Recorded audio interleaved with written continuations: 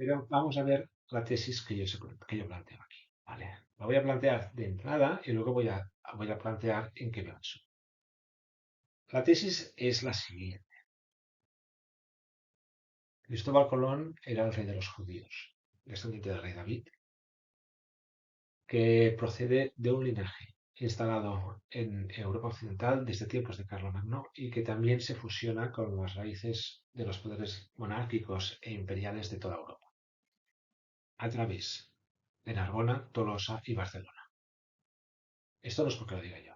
Existe una teoría construida a este respecto. Yo lo que hago es casarla en este puzzle que voy a construir ahora. ¿Vale? Luego, los reyes judíos se llamaban colónimos. Los colónimos son colón.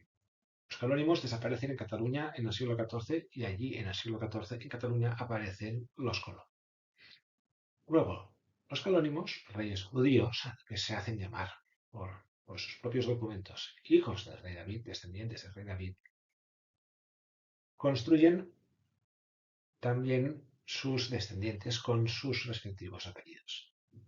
Allí, pues, por ejemplo, la principal familia judía descendiente de estos calónimos, que se instala en toda Sefarat, en toda la zona de la península ibérica, más hasta, digamos, Provenza, que es como los judíos denominaban al Andalus. Bueno, pues el apellido más importante después de Calónimos es Benveniste, que significa bienvenido. Calónimos significa en griego quien tiene un buen nombre. ¿Vale?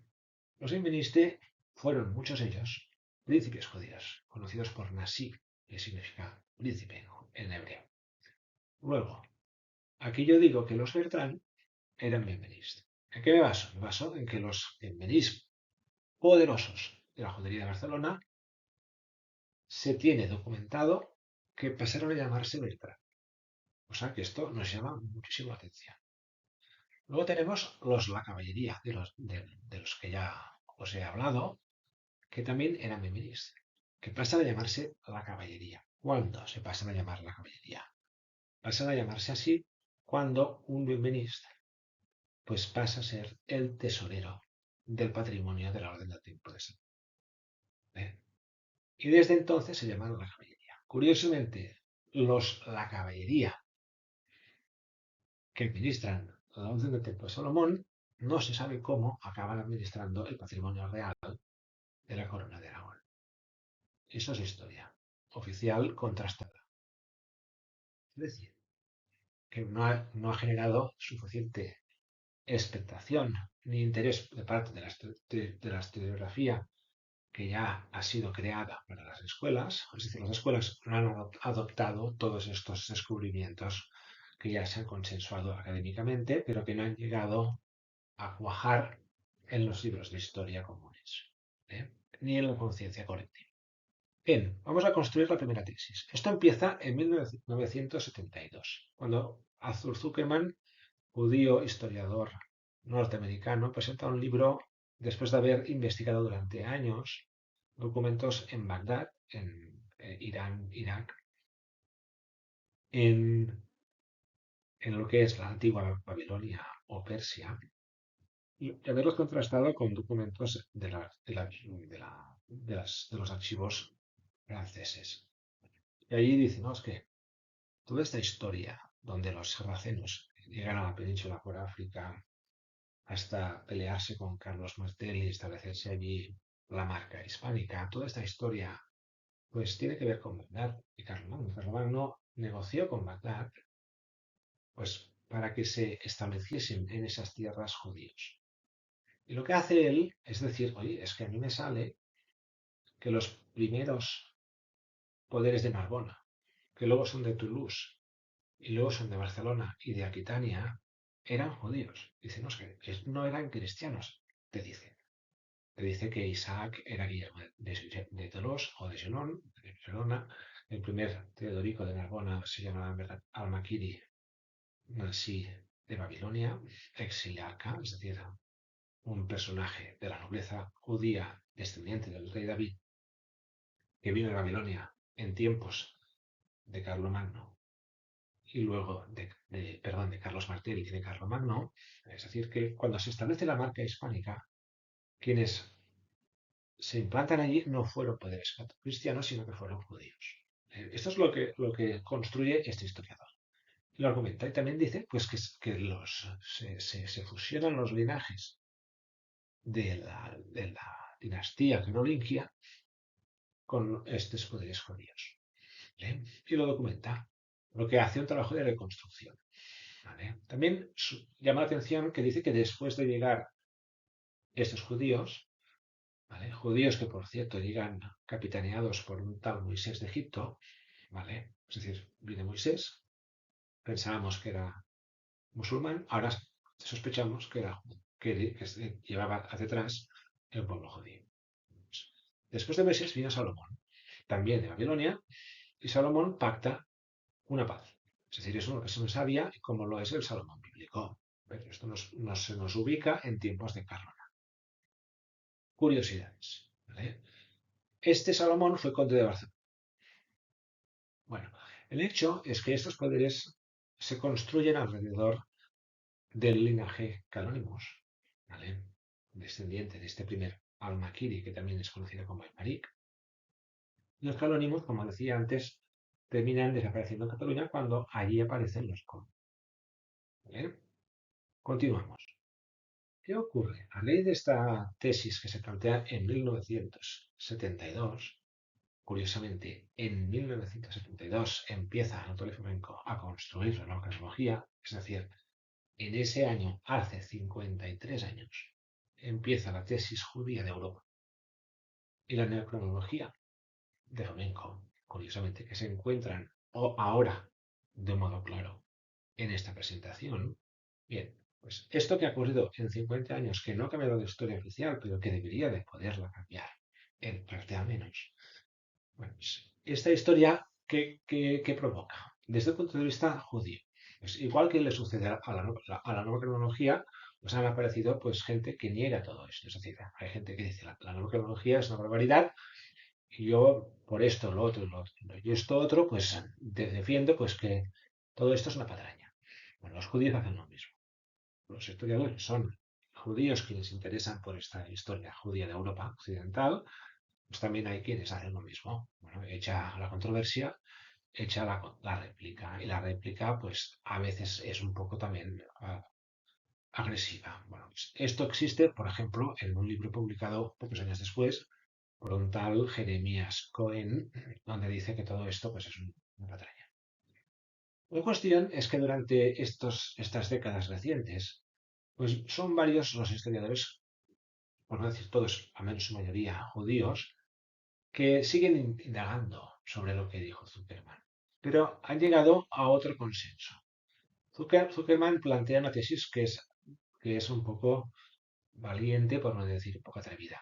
Es una tesis que dice, es que donde ponemos aquí poderes católicos, pues podrían ser judíos. ¿Vale? Con lo cual, aquí no sé, pero hay un momento en que se cambia esto. Pero pues el consenso que se ha establecido después de este planteamiento es un poco desmontar esto.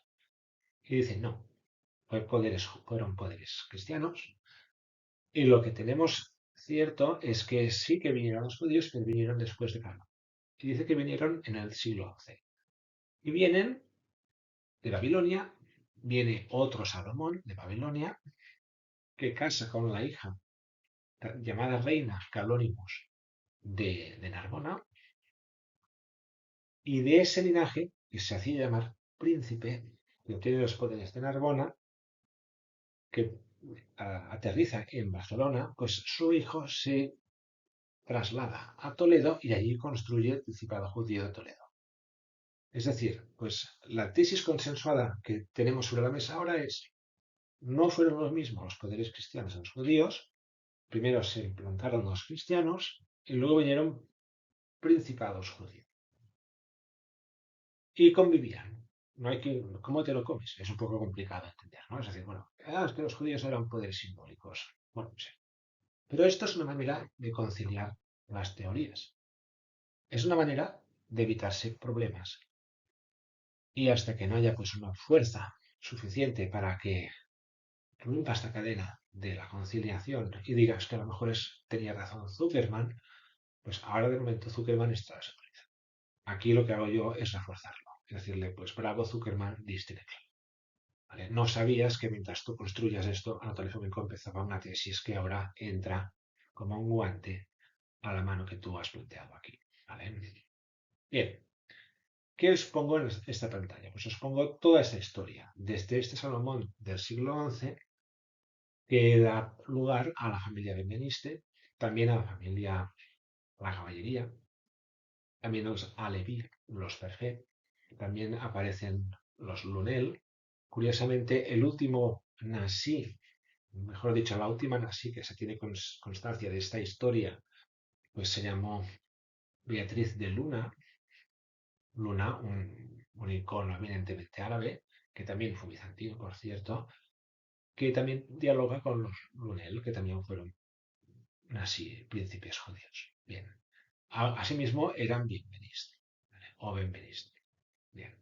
Luego también resalto, no porque lo diga yo o porque lo diga pues cualquiera, sino que lo dicen los propios judíos catalanes en sus últimas publicaciones, nos dicen, sí, sí, fuimos perseguidos siempre, pero hubo una época en que gozamos de privilegios generales, judiciales y económicos que eran propios de la alta nobleza. Yo me atrevería a decir que no eran ni de la alta nobleza, eran casi los privilegios reales. También ellos documentan pues que todas las conquistas que conocemos por cristianas en la reconquista por parte de la Corona de Aragón desde Barcelona, las reconquistas fueron todas ellas por pobladores catalanes, en su mayoría, inmensa mayoría. Bueno, pues esas reconquistas que todos las entendemos como cristianas, pues resulta que quien ocupó Mallorca tras conquistarla fueron los judíos. Quien ocupa Tortosa y Lérida después de conquistarla fueron los judíos. Quien ocupa Valencia fueron en gran medida judíos. Entonces, bueno, ese es mi patrón. Los judíos llegan a Narbona, a Toulouse, a Barcelona y luego se expanden hasta lo que son la Corona de Aragón. Incluso cuando la Corona de Aragón, porque la historia integra el reino de Sicilia frente a Italia, pues parece ser que hay una gran comunidad judía catalana que se va a Sicilia. Y eso pues puede explicar por qué había tantos judíos en Sicilia, porque era territorio catalán. Es decir, hay una historia paralela muy catalana, también aragonesa, también muy aragonesa, que nos apunta a un linaje de Salomón, que también es canónimos, que es Benvenís, que también es la caballería, que tiene poderes judíos, curiosamente en una época donde nacen en esa tierra, por ahí cerquita, nace lo que se considera que es la orden del templo de Salomón. Es decir, todos los poderes que vienen de un tal Salomón, pues en el mismo lugar aparece la orden del templo de Salomón. Y son estos los que hacen las cruzadas, los principales, y ocupan Jerusalén. Bueno, pues esta historia es muy parecida a la Biblia. ¿Por qué es parecida a la Biblia? Porque vino primero Moisés, después viene Salomón. Salomón crea el templo de Jerusalén y aquí tenemos, viene Moisés con los sarracenos, con los judíos, viene Salomón, se crea el templo de Salomón y se ocupa Jerusalén. Es un paralelismo, es un patrón. Sigamos. No solamente están los judíos Zuckerman y los que continúan a continuación, como por ejemplo Aine Garawa, sino que existen otras fuentes, pocas pero interesantes, que nos apuntan más de esta historia. Por ejemplo, Jan de Nostradama, Juan de Nostradamus, Provenzal, hermano del profeta Nostradamus, que fue el autor de la historia de Provenza. Es decir, quien escribe la historia de Provenza en la historia moderna es un Nostradamus, ¿vale? Juan de Nostradamus dice que los sarracenos que llegan a Provenza, cuando llegan también a Narbona, eran en verdad poderes del rey de Tartaria y del rey de Troya. Es decir, eran tártaros. Y esto es nueva cronología. Te dice que no es que vinieran de África, te dice es que venían del centro de Europa. Es decir, te dice que lo que la historia oficial nos comenta, que son las invasiones escitas, luego de los hunos, luego de los alanos, luego de los godos y los visigodos, que fueron una secuencia de invasiones que venían del este hacia Europa, pues todo este proceso es uno solo. Viene el rey de Tartaria, que es el rey de Troya, y dice que son los primeros condes de Toulouse y de Provenza y de Toulouse y de Narbona. Es cierto. Te dice algo muy parecido a lo que dice Zuckerman. Zuckerman no trabajó con este documento. Ya existía, pero no se le ocurrió mirar ahí. Pero es lo mismo. Te dice que viene un poder sarraceno, que es un origen distinto a los poderes de Toulouse, Narbona y Provenza. No te dice que son judíos, te dice que son tártaros y que vienen de Gotia, de la tierra, digamos, de la actual Ucrania y Rusia y Georgia, donde, por cierto, pues parece ser que ahí se considera que es, desde el punto de vista lingüístico y desde el punto de vista del ADN, es el origen de la migración de las especies de todo el área de influencia indoeuropea, ¿vale? Desde la India hasta Europa, pasando por ciertas zonas de lo que es la antigua Tartaria, ¿vale? Y sobre todo Rusia. Bueno, más documentos. Diego Hernández de Mendoza, cronista, se comenta de Fernando Católico, dice que los poderes de Aragón son los mismos poderes que los poderes de quienes invadieron Asia. ¿Quiénes invadieron Asia? Esa es la pregunta que tenemos que hacernos, ¿no? Pues que sepamos, los únicos que han invadido Asia en la Edad Media fue el Genghis Khan. Bueno, pues no te lo dice, pero es que es donde te lleva. Sigamos. Isaac Newton también te dice pues que toda esta historia de la invasión tártara de Europa pues tiene 10 episodios. Son 10 tribus, 10 expediciones. La primera que llega es a lo que sería Gotia, hasta la tierra occitano-catalana, y dice que venían los tártaros alanos con los chatis. Eran como dos pueblos. Y tú piensas, chati y alanés. Te dice, el chati y alanés son los catalanes. Viene a decirte esto. ¿Qué son los chati? Los chati, pues si miramos por las fuentes documentales, en Europa se construye el mito de que eran una tribu belga o, a lo sumo, germánica, que se fusionó con los alanos y se instalaron en la Gotia occitana y catalana. Bueno, pero es que esto es una teoría del siglo XIX. ¿Dónde tenemos que ir a buscar los chatis? Pues nos aparecen en la Biblia. Los chatis eran los hititas. Era como se les llamaba a los hititas que venían de Turquía y que pelearon con los egipcios y se acabaron instalando en lo que es Canaán. Son unos paralelismos con el pueblo judío imposible. Luego, más datos.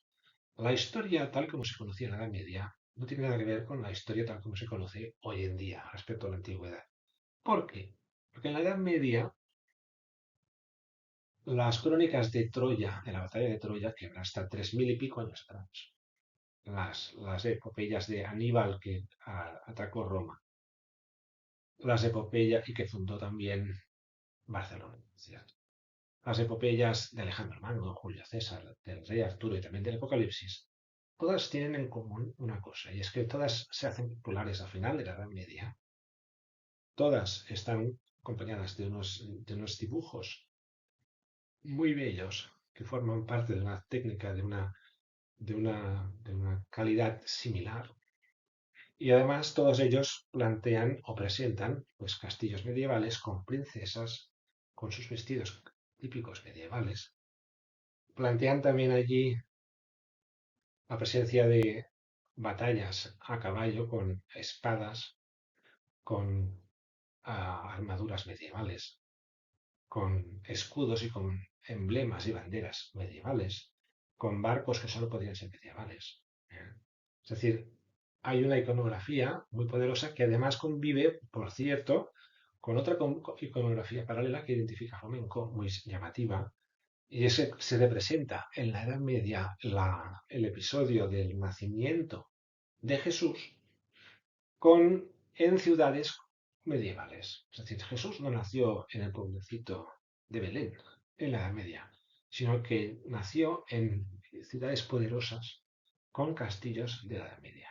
Entonces, ¿Qué dice la historia oficial? Pues esto no puede ser, todo esto es fantasía. ¿Qué digo yo? ¿Qué dice Fomenko? ¿Qué dice Fomenko, mejor dicho, y qué corroboro yo?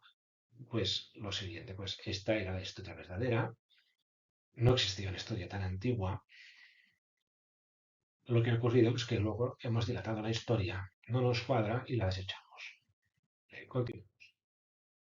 Empezamos por los patrones neocronológicos. El primer patrón que quiero resaltar aquí es el equivalente entre los hechos de 1300, cuando caen los templarios, y los hechos de 1500, cuando se descubre América. 2 siglos los separa. ¿Pero qué tienen en común? Pues tal como documenta Luis Ulloa, peruano, el filósofo Ramón Llull, muy conocido en la filosofía medieval, una gran personalidad reconocida a nivel internacional, Ramón Llull en esa época estaban defendiendo pues la autoridad del cristianismo frente al islam y frente al judaísmo. Es decir, estamos hablando de una época 1300 cuando se plantean sobre la mesa pues conflictos religiosos. Es decir, los judíos dicen, tenemos una tradición que es judía, esa es la que tenemos que seguir. Los cristianos dicen, pues nosotros vamos a conseguir, creemos que es mejor la cristiana. Y los árabes es la musulmana.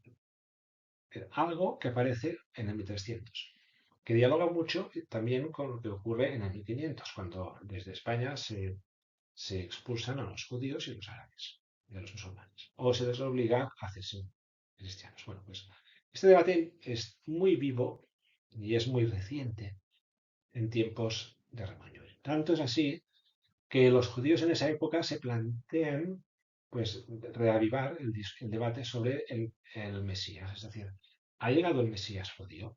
Unos dicen que está a punto de llegar, otros dicen que ya ha llegado, y los cristianos dicen, pues claro que ha llegado, se llama Jesucristo. Bueno, pues ese discurso se mantiene vivo hasta 1410, ¿vale? Según la historia oficial. Tanto es así que en ese año se convocan a los rabinos de la zona de Aragón en Tortosa, a la desembocadura del río Ebro, y se les dice, ha llegado el Mesías, es Jesucristo.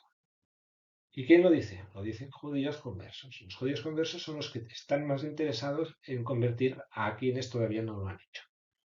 Bueno, pues aquí nos plantea un tema, un dilema, y es que esa historia tiene que ver con lo que sería la construcción religiosa. Es decir, no es que sea una historia centenaria, sino que es reciente. ¿Vale? Y se plantea la tesis de que entre los siglos, entre 1300 y 1500, según la historia oficial, pues esto es un tema candente, que es nuevo. Esa es la tesis. El razonamiento son las duplicidades históricas. La primera duplicidad es la que vemos aquí. Ramón Llull dice que la Tierra es esférica, que al otro lado del Atlántico, frente a las costas de Europa y de África, hay otro continente. Y además dice que en sus viajes conoce a un tal Colón que capitanea unas naves que lo salva de un apuro. ¿Vale? Curiosamente, nos encontramos a un Colón navegando 2 siglos antes con un señor que está convencido de que delante enfrente de Portugal hay otro continente. Es curioso. Bueno, pues, además, más paralelismos. El rey Fernando de Aragón, los cronistas que hablan de él, dicen que se proclamó emperador romano. Se lo proclamó emperador romano. También se dice, también está documentado que el rey de Aragón, en el 1306, se lo nombra emperador griego y se le dice, ves a conquistar Grecia, ¿vale? Y así lo hace. Envía una tropa de almogávares y conquista Atenas. Bueno, son casualidades. También otra casualidad. La historia oficial se nos dice que en ese mismo año, 1306-1307, el rey de Francia desmantela la Orden del Tiempo de Salomón. Bueno, pero esto no es del todo cierto. La Orden del Tiempo de Salomón continúa en Rodas. Estaba en Rodas y continúa con otro nombre en Rodas. Pero es que, en verdad, el templo, la Orden del Templo de Salomón, se traslada a Portugal y a Valencia. En Portugal construye la Orden de Cristo y en Valencia la Orden de Santa María. En Portugal, la Orden de Cristo es la que financia el viaje de Magallanes y la gran parte es protagonista de la colonización portuguesa de los continentes más allá de Europa, no solamente de Brasil, es decir, América, sino también de África y de Asia. Luego, curiosamente, la orden equivalente de Valencia, pues la historia oficial nos dice que eso, o sea, Cristo sí, la orden de Cristo fue muy poderosa, pero la orden de Montesa no, sí, no fue nada. No fue nada, pero en tiempos de Colón resulta que los catalanes fueron grandes maestres de la orden de, de San Juan o de Malta, mejor dicho, de Rodas. Fueron gobernadores de Rodas, lugartenientes de la orden de Rodas, y fueron también patriarcas de Jerusalén, patriarcas de Alejandría y patriarcas de Constantinopla, para acabarlo de completar, ¿no? Es decir, ¿qué tenían los catalanes y aragoneses en esta época para tener tantos poderes en tiempos de Colón? ¿Y por qué, teniendo tantos poderes, no tienen ningún tipo de papel ni protagonismo ni tienen nada que ver con el descubrimiento de América? Esto es lo que no tiene tampoco demasiado sentido. Continuemos. Siguiente patrón. Los personajes denominados Salomón. Se nos dice, Arthur Zuckerman, que viene un Salomón que es linaje de rey David en el siglo IX, que pacta la paz en Occidente. Se nos dice que luego los judíos nos dicen, no, este Salomón pues puede ser que existiese, pero no está muy claro quién era, pero tenemos otro Salomón que también se fusiona con los carolinos de Narbona, que ese sí crea príncipes en Barcelona y Toledo, de los cuales provienen los benvenistes, la caballería, pero resulta que en ese momento, como patrón, en ese siglo XI, también empiezan las cruzadas. ¿Qué dice la historia oficial? No tiene nada que ver. Bueno, pero es que a lo mejor sí. Si viene un Salomón con plenos poderes, hijos del rey David, en Occidente, y allí mismo donde llega, que es el sur de Francia, la actual Francia, se funda la Orden del Templo de Salomón, es que lo que quiere que te diga, pues no tiene mucho sentido. Si además al final resulta que un descendiente suyo acaba administrando, siendo tesorero de la Orden del Templo de Salomón, pues ¿qué más quieres? Evidentemente esto, con los papeles mirando en lupa, pues no cuadra nada, porque las fechas te dicen una cosa, las palabras te dicen otra cosa. ¿Qué te dice otra cosa? Pues lo que no dicen ni las fechas ni las palabras escritas. Lo que te dice el sentido común, lo que te dicen los patrones que aquí estoy manifestando y lo que te dice la numerología. ¿Vale? Bueno, la única explicación posible es que se cambiase la historia. Bueno, más cosas. No solamente hay dos Salomón que son paralelos, que tienen un gran protagonismo en Europa Occidental, sino que hay otro Salomón. Es el linaje de los hijos de Salomón, que aparece en Etiopía en tiempos de Genghis Khan en el siglo XIII. Me explico. En Etiopía se encuentra el Arca de la Alianza. Lo dice la Biblia, lo dicen los libros sagrados, y lo dice también la realidad, y es que allí está el Arca de la Alianza, en el sur. Luego, ¿qué más hay en Etiopía? Pues hay un emperador, una familia de emperadores que es continua desde el 1300, concretamente desde 1270, que tiene que ver con Genghis Khan. ¿Por qué? Porque Genghis Khan era poderoso porque era el proyecto de Preste Juan. ¿Quién era Preste Juan? Según la tradición cristiana, era el apóstol Juan, que se fue a las Indias, allí predicó el cristianismo, conoció a los Reyes Magos y sus descendientes estuvieron ahí durante 14 siglos, llegaron hasta Etiopía. Pero ¿qué dice la crónica de Genghis Khan? Que dice que él estaba del lado de Preste Juan, que ocupa el poder de Preste Juan, y además que sus hijos casan con las sobrinas princesas del Preste Juan y los hijos de las princesas de Preste Juan con los hijos de Genghis Khan fueron los poderes que se implantan en todo Persia, en la China y también en Rusia. Vale, bueno, pues esto es muy bestia, es muy poderoso. ¿Por qué no nos lo miramos? Porque hay cosas que la gente no quiere ver. ¿Vale? Bueno, continuamos. Curiosamente, miramos entonces tres Salomón. El Salomón del Pacto del siglo IX, el Salomón de las Cruzadas o contemporáneas cruzadas de Occidente del siglo XI y los Salomón de los emperadores de Etiopía. Emperadores de Etiopía que en la Edad Media se los conocía como Preste Juan, es decir, eran la misma persona. Hoy en día dicen que son otra cosa, pero esto es una tradición moderna porque dicen no puede ser, pues lo cambiamos. Pero los libros, los documentos, las cartas que se conservan de Preste Juan de la Edad Media, ninguna te dice no son los emperadores, te dice que son los emperadores de Etiopía. Es decir, en Etiopía había un emperador y un Preste Juan que eran la misma persona. ¿Vale? Curiosamente, a partir de 1300, además, es cuando aparece el papado de Aviñón. Un papado que a todos nos suena un poco raro, es decir, ¿por qué Roma, siendo tan poderosa, renuncia a este poder romano y se va a Aviñón? ¿Dónde está Aviñón? Está entre Narbona y Provenza. Bueno, pues la historia que se plantea aquí es que los poderes de lo que es conocido como papado de Aviñón, que se conocen según los textos antiguos como cautiverio de Babilonia.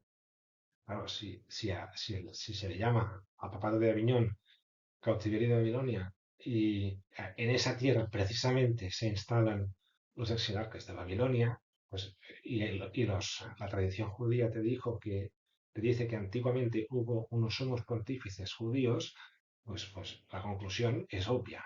El papado de Aviñón no fue un papado cristiano, fue un papado judío. Y el traslado del poder de Aviñón a Roma tiene que ver con la construcción de un nuevo papado, en este caso, que da autoridad al Mesías judío de nombre Jesucristo. Continuamos. Tercer patrón. Es un patrón múltiple que todo él tiene en común, que son patrones del Torán, de la Biblia, hasta Salomón, patrones con los hechos de la Edad Media en Europa Occidental que hemos mencionado. Es decir, tenemos, por ejemplo, el rey David. El rey David existió, según la Biblia, hace 3000 años. ¿Vale? Pero es que el rey David también tuvo un doble en el siglo VI después de Cristo, que se llamó David Bustanay. Se dice que allí los judíos lucharon contra los persas con los bizantinos y fueron destruidos. Es decir, que todos los judíos murieron. Y solamente sobrevivió David y sus descendientes. Y de esos descendientes proceden los exilarcas que vienen a Europa. ¿Vale? No dicen que somos de David de Bustanay, dicen que somos del rey David de los judíos. ¿Vale? Pero es curioso, ¿no? Todo Israel se construye alrededor de David, luego desaparece en el siglo VI y otro David empieza otro reino judío. Es decir, todo se repite. Se repite David, se repite Moisés, como he comentado antes, se repite Salomón, se repite todo. Hasta se repite la construcción, la reconstrucción de Jerusalén después de Babilonia. En la Biblia te dicen que Israel es vencido por Babilonia, después Babilonia es vencida por un poder del norte, los poderes judíos vuelven a Israel en Palestina y reconstruyen el templo de Salomón.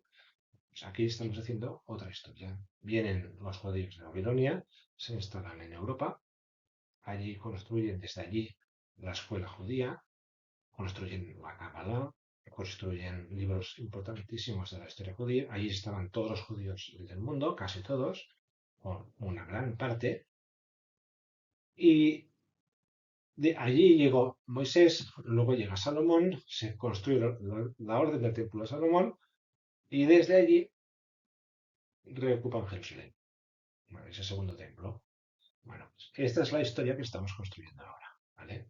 Luego, en este contexto está el tema del Apocalipsis. El Apocalipsis, que ya os lo he citado, ¿qué dice? Pues que hubo unos caballeros, unos hombres a caballo, que arrasaron y que murió mucha gente. El Apocalipsis dice que luego pues vino una alianza con Dios y vino la paz. Luego volvió a entrar en crisis y al final vuelve Jesús. Bueno, pues, ¿qué estamos diciendo aquí? Pues que hubo pues una invasión tártara. Los tártaros arrasaron todo Rusia y norte de África. También Europa. Arrasaron todo. Luego reconstruyen Jerusalén. Luego entra en crisis y luego vuelve el ángel de Jesús. El ángel de Jesús es, para decirlo de alguna manera, quien se anuncia en el Apocalipsis, viene a ocupar el rol que se auto asigna Cristóbal Colón en el libro de las profecías. Bueno, y aquí todo nos da vueltas al final a Genghis Khan. Entonces era poder de Preste Juan era poder del Papa, también era el rey David. Pues curiosamente, Genghis Khan se lo conoce en los manuscritos medievales como el rey David de los judíos. ¿Vale?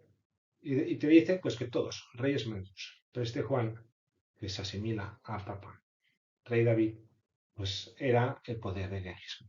Ahora hemos construido en la actualidad, todos cuando pensamos en los tátaros y mongoles, pensamos en los nómadas, bárbaros, que subyugaron a todos los pueblos con los cuales pensaban, que se casaban con todas las mujeres que querían. Bueno, pues Salomón, el Salomón de Jerusalén, el bíblico, pues se dice que tenía debajo de su palacio unos 200 caballos y un harén de 600 mujeres. Pues más tártaro que eso, pues no hay. Es imposible. Pues el gran Israel que se construyó allí era el gran proyecto mongol. Y la gran que se construyó allí, el gran proyecto del dios monoteísta, es lo que se conoce también como la Gran Tártara, que dio lugar a la Ruta de la Seda, donde una red comercial pues sacó provecho de esta confluencia de civilizaciones. Bien, y ahora estamos terminando ya y vamos a presentar estas tres imágenes que son todas ellas de Preste Juan. Si nos fijamos en la imagen de la derecha, vemos un Preste Juan un poco desdibujado, pues se ve la cara, y arriba tiene una tiara con tres coronas. Se conoce como la tiara de la triple corona papal, que actualmente desde el Vaticano se asegura que siempre ha sido del Papa de Roma. Bueno, pues parece ser que unos mapas de tiempos de Cristóbal Colón, pues no, esto era del que sería del Preste Juan. También había otras representaciones en el mismo sitio. Aquí vemos como dos ríos azules que suben hacia arriba y se confluyen en uno solo. Eso es el río Nilo. El río Nilo, debajo de Egipto, de lo que entendemos por Egipto, donde llega a Nubia, antes de llegar a Etiopía, pues en verdad son dos ríos, el Nilo Blanco y el río Azul, que se confluyen en un lugar, en un punto donde está Khartoum, la capital de Sudán, y allí pues es un solo trazo de agua. ¿Vale? Bueno, pues ahí está Preste Juan, en la historia medieval. Y ahí aparece en los mapas. Hay mapas que no ponen personajes, que solamente ponen ciudades costeras, pero hay mapas que hablan, también se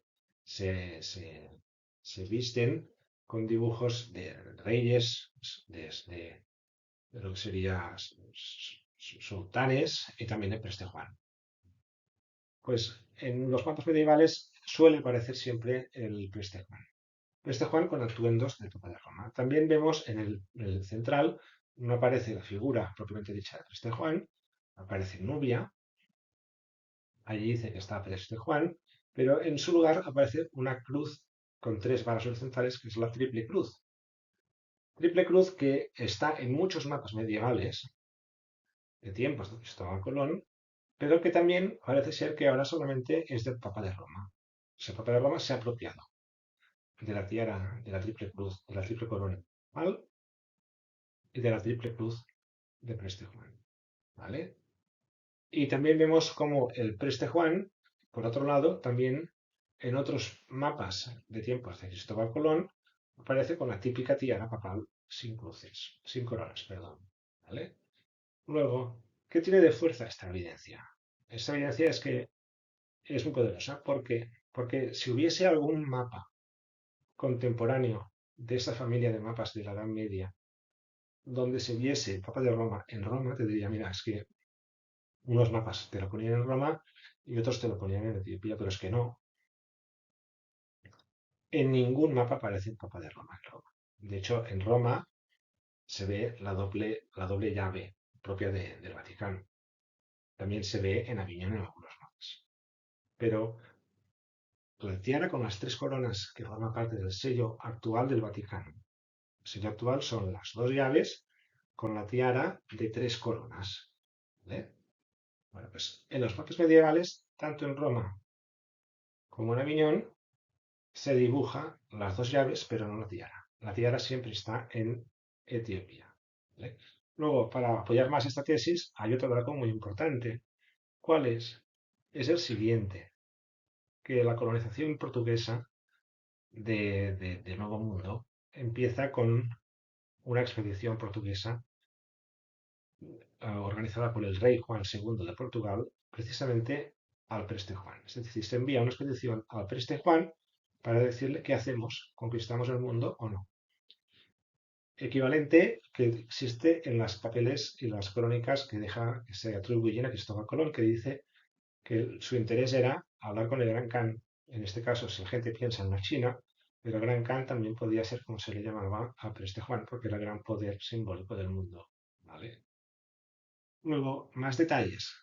Antes de la expedición de Cristóbal Colón, el Gran Khan, o mejor dicho, Preste Juan de Etiopía, envía una carta a Roma, a Florencia y a Barcelona diciendo que quiere apoyo para conquistar de nuevo Jerusalén. Y propone fusionar los linajes casar sus hijas con los hijos del rey de Aragón. Pero esto quedó en una curiosidad documental que está en el Archivo Real de Barcelona. Bueno, es decir, ahí tenemos una historia. No existen los mapas. Un papa en Roma y después la historia pues, nos inunda de cuadros de papas con tiaras papales, etc. Y aquí la conclusión que yo también quisiera añadir es la siguiente. Es muy fácil cambiar la historia si es tan fácil como escribir un documento por otro. Es decir, mira, este documento que dice la historia real lo quemo y hago otro documento. Pero es más difícil cambiar los dibujos. Cuando seguramente plantearon, hacemos otro plano medieval donde esté el Papa en Roma. Seguro que lo intentaron, pero salió tan mal, porque es mucho más difícil falsificar un plano y un dibujo que falsificar un texto escrito. Continuemos. Y aquí nos vamos ya a unos hechos que también quisiera también comentar con esto ya poniendo fin a esta exposición, que nos ubican en el siglo XX, de hecho a finales del siglo XIX. ¿Qué vemos aquí? Vemos por un lado el último Preste Juan representado en un mapa moderno, en este caso del siglo XVI, que está en Etiopía. Aquí lo vemos con la corona, con la tiara, perdón, con la triple corona, y lo vemos con la triple cruz papal. Y también con una cruz azul, que también es característica de Etiopía, del emperador de Etiopía. Bien, lo vemos en un trono con unos atuendos y una corona que la vemos también en esta fotografía, que es del Papa Pío XII, de tiempos del nazismo, antes de la Segunda Guerra Mundial, en Roma. Entonces, ¿qué hace el Papa de Roma vestido como Preste Juan? Bueno, pues curiosidad. Italia, con las tropas de Mussolini, acaba de invadir Etiopía y expulsar a los emperadores de Etiopía.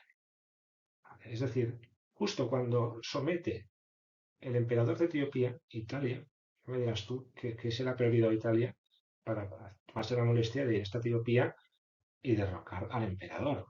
Pues bueno, no solamente derroca al emperador, sino que se pone la ropa del Preste Juan y se hace una foto en su coronación vestido como Preste Juan. Y aquí en medio veis una imagen también de la época del siglo XIX-XX, donde está dibujado un papa de tiempos de Constantino, siglo IV después de Cristo, según la historia oficial, que también está pues, invocando cristianismo con su triple cruz de Preste Juan y con la tiara de la triple corona también de Preste Juan. Y así nos dice como que con la fuerza de las imágenes, como ya desde el siglo IV los papas eran los verdaderos portadores de estos signos. Pero claro, no pudieron duplicar y ni falsificar los mapas medievales y lo que hicieron en su lugar es hacer imágenes modernas que delatan pues, que su ejecución pues, no es contemporánea. Este cuadro no se pintó en tiempos de Constantino, sino que es una obra reciente. Bueno, más cosas. Con esto vamos terminando, sea por casualidad, sea por lo que sería una historia subyacente que persiste, aunque sea inconscientemente, en la conciencia colectiva o la inconsciencia, en el inconsciente colectivo.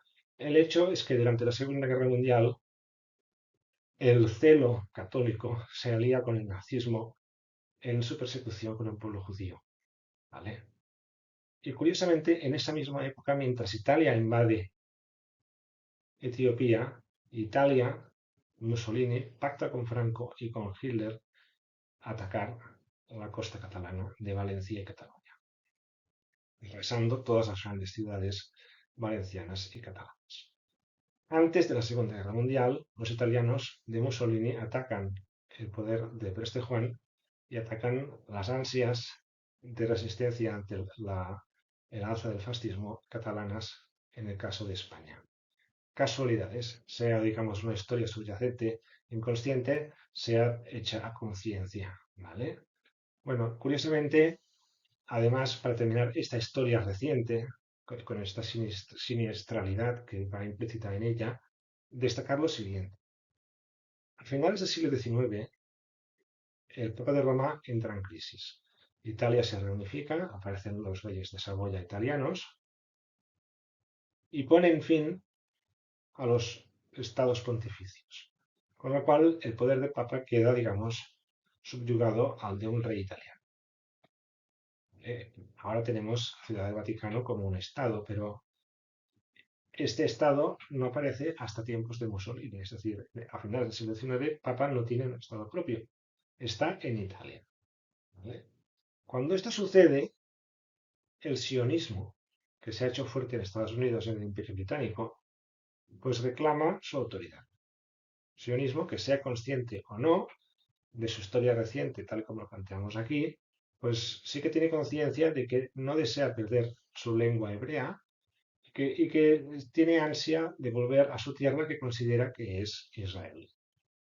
No es consciente de que su tierra es Cataluña o el sur de Francia. Esto le ha quedado lejos.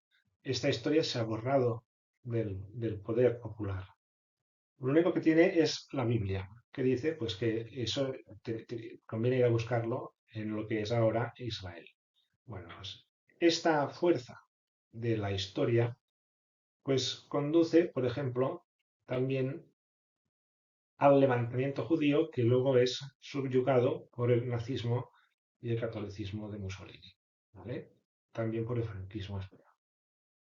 Bueno, curiosidades un poco curiosas, pero no menos llamativas, ¿vale?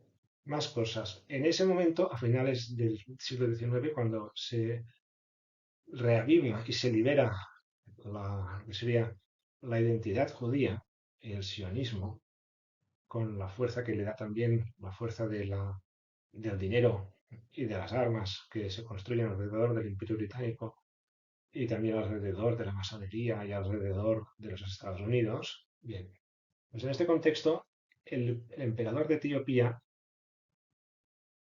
Menelik II, finales del siglo XIX, se hace fotografiar con los atuendos del Preste Juan. Y en ese momento, curiosamente, Italia envía también sus tropas a invadir Etiopía.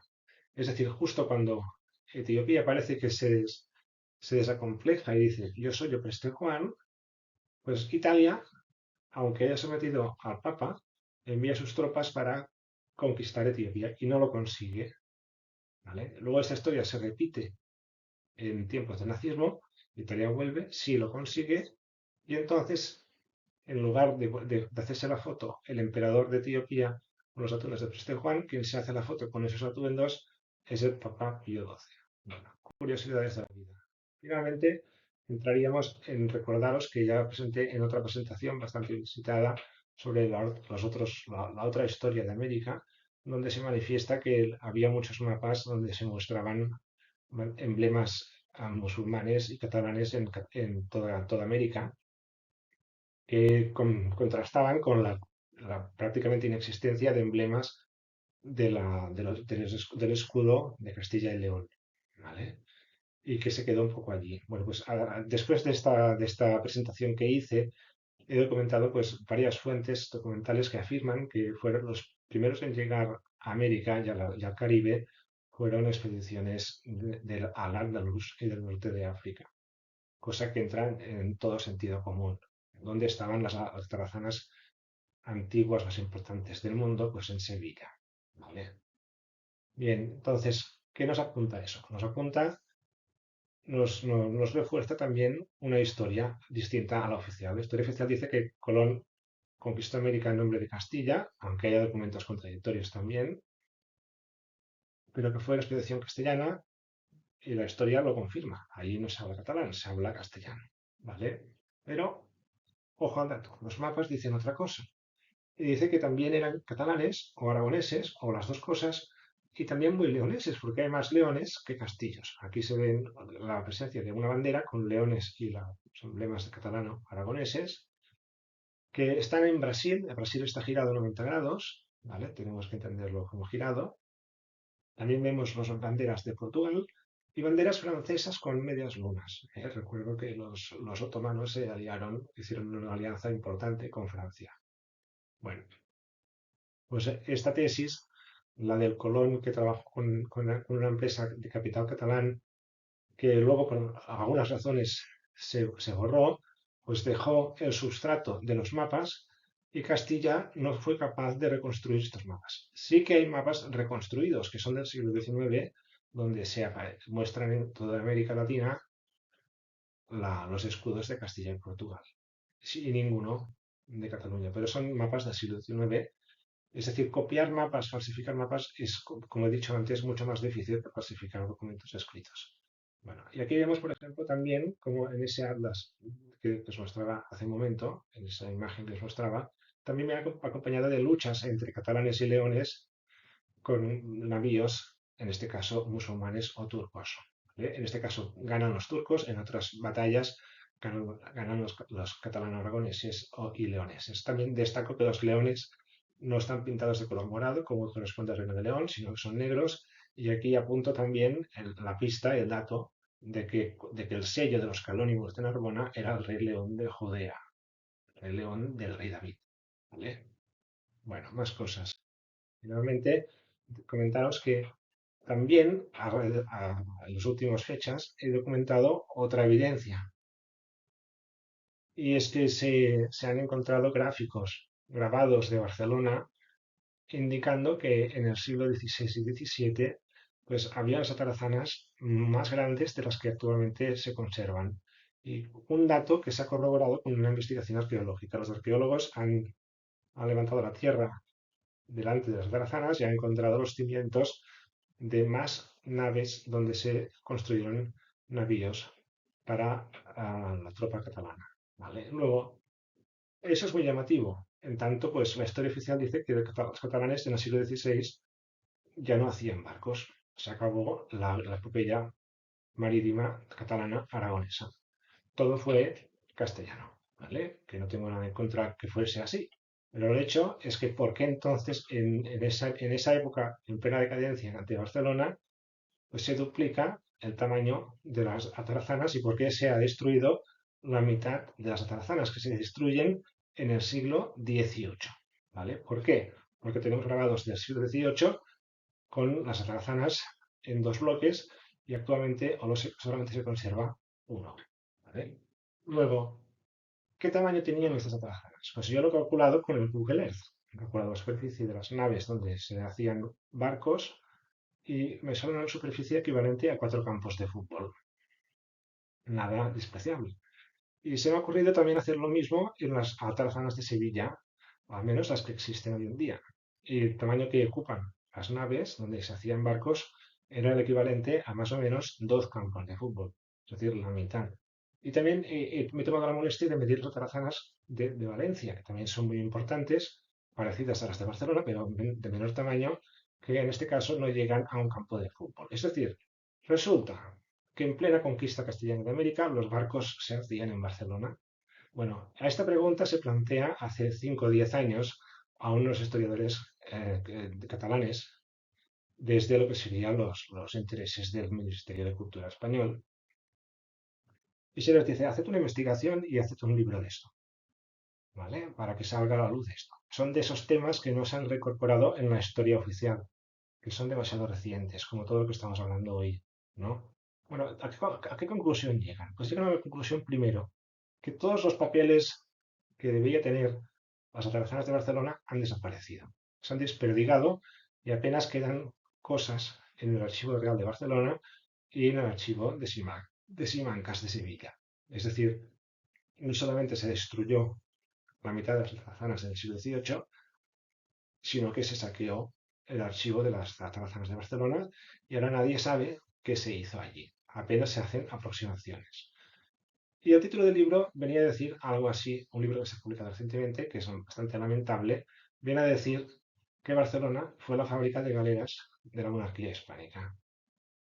Es decir, ni un catalán conquistó nada. Los mapas parece que dicen otra cosa. Colón parece que dice otra cosa. Parece que fueron judíos también.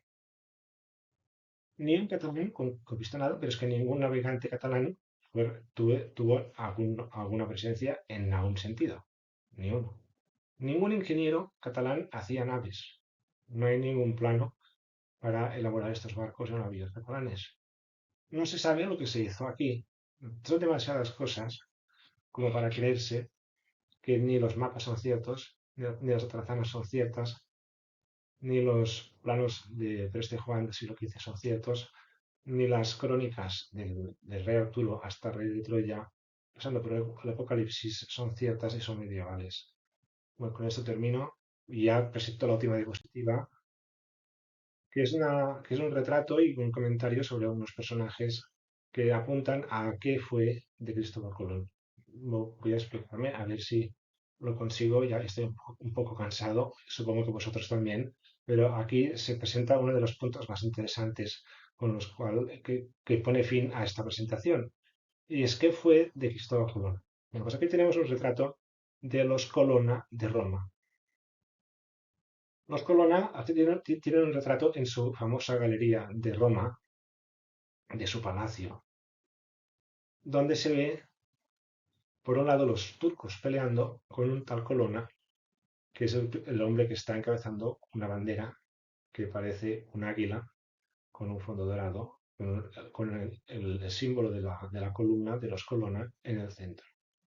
Una columna blanca sobre un fondo amarillo que está sobre el pecho de un águila negra sobre un fondo amarillo. Bueno, pues esto es el escudo de los Colonna.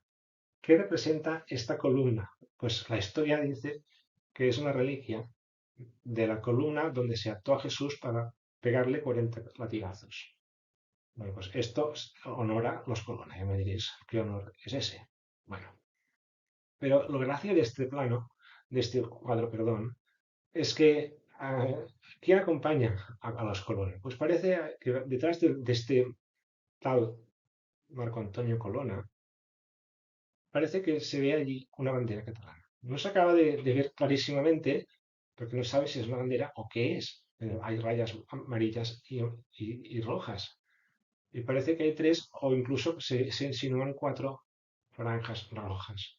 Bueno, pues la historia dice oficial que esto es la batalla de Lepanto. ¿Qué dices, hombre? La batalla de Lepanto, los catalanes allí, ya me dirás en qué te basas. Y además encabezados por un Colonna, ¿no? Pero la verdad es que este cuadro no pone ahí a pie del cuadro esto es la batalla de Lepanto. Esto es lo que te dicen los entendidos. ¿Vale? Puede ser cualquier cosa. Del modo que lo planteo yo, esto es una metáfora, una paradoja, una, una parodia, mejor dicho, perdón, de lo que realmente fue la lucha entre los poderes de Judea con los catalanes frente a los musulmanes en los mapas del siglo XVI, que los Colonna dejan como testimonio para quien lo entienda en este cuadro. Más cosas. ¿Quiénes fueron los Colonna? Los Colonna fueron, curiosamente, los primeros papas de Roma después del papado de Aviñón. Gran casualidad. Acababa de decir que el papado de Aviñón era un pontificado judío y que luego viene el poder de Preste Juan en Roma y además que ahí esto tiene que ver con Cristóbal Colón. Pues bueno, pues un Colonna es el primer papa de Roma para toda la cristiandad después de Aviñón. Casualidad. Más casualidad. Un Casanova de Barcelona, recuerdo que Fernando Colón, el hijo del almirante, deja dicho que los Casanova Colón eran familia de Cristóbal Colón, pues un Casanova de Barcelona es el gran avalador del Papa, o refrandario del Papa Martín Colonna, el primer Papa de la Roma cristiana reconstruida en Italia. Curiosamente, además, los Colonna son desde el siglo XVIII, cuando cae Cataluña, 1710, son príncipes asistentes al trono papal y se hacen llamar descendientes de Julio César y de Venus. Es decir, tenemos Colón que te dice que, o Colónimos, que es descendiente de David, y los Colonna que se hacen descendientes de Julio César. Bueno, esto en cronología es lo mismo. Bueno, y más detalles. Resulta que el francés Colón Bertrand, de la familia Bertrand y Colón y Bertrand, mejor dicho, de Barcelona, pues parece ser que fue también asistente al Solio Pontificio, que es lo mismo que al trono papal. Y me dirás, ¿y por qué un tal Colón, que no tenía nobleza en su sangre, es asistente al Papa de Roma? ¿Y por qué no hay ningún otro catalán en la historia de estos siglos, y creo que en toda la historia del papado, que haya sido asistente al Solio Pontificio? ¿Y por qué tiene que serlo un tal Colón Bertrand? Bueno, pues, ¿qué dice el Vaticano sobre los asistentes al Solio Pontificio? Que dice que solamente pueden ser asistentes al Solio Pontificio los grandes príncipes cristianos o católicos. Es decir, una de dos. O Colón era un gran príncipe o era referido al que sería simbólicamente al rey de los judíos, padre de todos los príncipes judíos de Europa. ¿Vale? Luego, curiosamente, desde el siglo XVIII, los únicos asistentes al trono papal han sido los Colonna y los Orsini. Orsini y Colonna, italianos, que son las dos grandes familias más poderosas de Roma, en la historia de Roma italiana, después del Papa. ¿Qué tienen en común los Orsini y los Colonna? Pues un gran patrimonio en Roma, rentas de por vida, títulos principescos, y fueron en la misma época, condestables del reino de Nápoles, donde se encuentra el título de rey de Jerusalén. Para finalizar, termino ya esta larga exposición destacando que el rey de Aragón, Fernando, desde el momento en que se casa con Germana de Foix, que es también hija del vizconde de Narbona, obtiene, gracias a este matrimonio, después de morir Isabel la Católica, el título de rey de Jerusalén. Y desde entonces los reyes de Aragón y, por lo tanto, de España son reyes de Jerusalén. Con lo cual, por un lado, el poder de Jerusalén, el título de rey de Jerusalén, en tiempos de Colón pasa a la monarquía española, y en un momento de la historia también unos tal Colonna pasan a controlar al Papa, digamos, asesorar al Papa como poder nobiliario, un Papa que parece ser que tiene sus poderes en la fusión del sumo pontífice del poder judío de Europa, que también es un poder judío monárquico en sus orígenes, de todos los poderes reales imperiales de Europa, con los poderes de Genghis Khan y el Preste Juan de las Indias, luego de Etiopía, etcétera. Bueno, se me ocurren muchas más cosas que comentar, pero creo que con esto ya es más que suficiente. A finalizar, os presento la bibliografía. Está casi toda la bibliografía que he ido comentando. Es decir, los hechos que he ido comentando están avalados por estas fuentes. Hay alguna cosa que no he puesto, pero no es importante. Estoy en un proceso de construcción de documentación porque a ver si en un futuro, pues en mi tiempo libre, porque yo aparte me dedico a otras cosas, de trabajo en otro sector, digamos, pues ahora si tengo tiempo, pues haré un libro de lo que acabo de explicar aquí. De momento lo dejo aquí como testimonio provisional. Gracias a todos.